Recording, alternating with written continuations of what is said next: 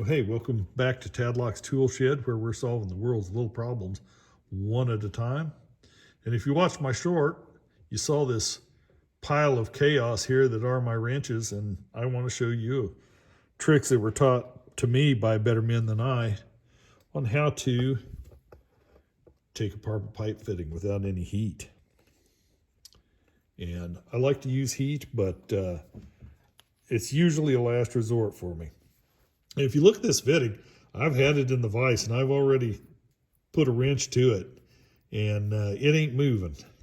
Now, there's goop on both of these fittings, looks like. I didn't try and clean them off or anything. And we're just going to slap them in here and see what happens. And I may fail at this. I don't know. For one thing, my vise is just clamped down with C-clamps because it's not going to be on this bench forever. And that's what we got going on here. Clamp, maybe. Put my wrench over here on this where you can see it. Hopefully. Get her on there. And I'm turning the whole fit.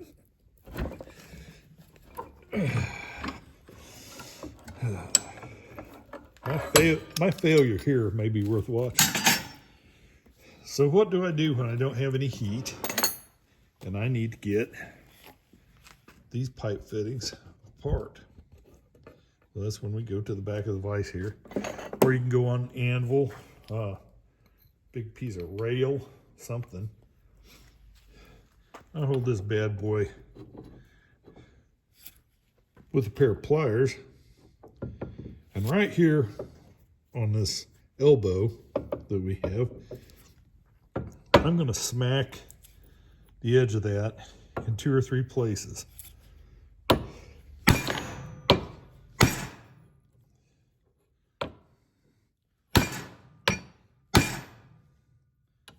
if I can get it down kind of flat here. See what I can do. Doesn't look like I'm going to be able to beat it there. So I'm going to put it right here.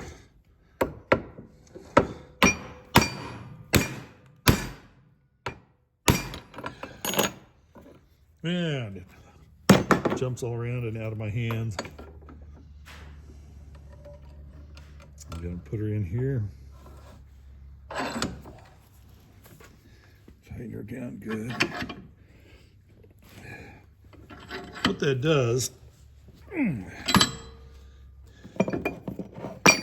is it causes your pipe, the roundness of your pipe, every time you hit it, it causes it to move in just a little bit and bounce. And that breaks up any of the stuff that might be caught in your threads there. And sometimes you have to do it a few times. And it'll also sort of permanently egg shape there, where comes loose from the threads, and you can go ahead and get it to work. And look at that. Okay, I'm actually surprised. Not that it works, because I've never failed for it to work, but I've never had this trick fail on me. But I will just say that I figured the first time it wouldn't do it. And it just comes right on out of there. And that's a good way to save your threads. Heat is the last option that I ever like to use on things like that. And we did that. Let's try the other end. That closed nipple is in there with some gunk on it as well. Now, I might be able to save the threads inside here. I probably won't with this, because I'm going to grab it with something ugly, probably. Let's try it again. I'm going to take that just like we did this time. Got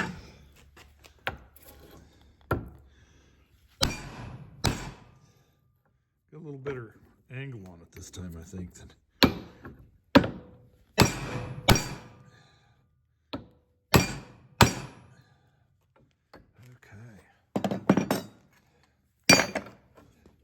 Stick it in here.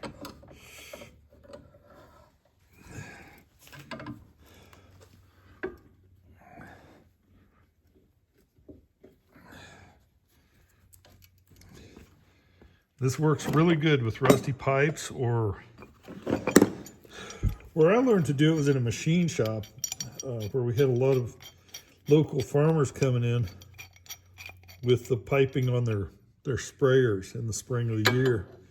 And, you know, whatever they were using, their Roundup or the brush killer or whatever it was that they had in those pipes really corroded them.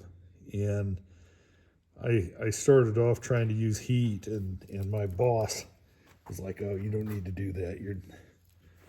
There's a much easier way." And he was the one who showed me that. That was 1987. I've been using it ever since.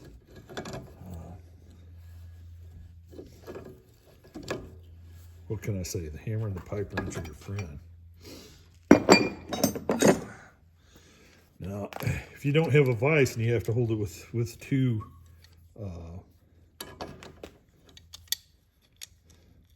pipe wrenches, you can still do it.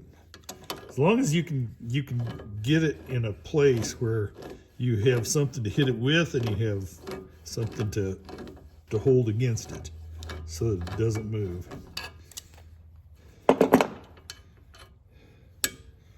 There we go, nipple out. I'm shocked that we didn't do any more damage to the threads than that. That can actually be reused. Teflon it up and throw her in there. Good to go.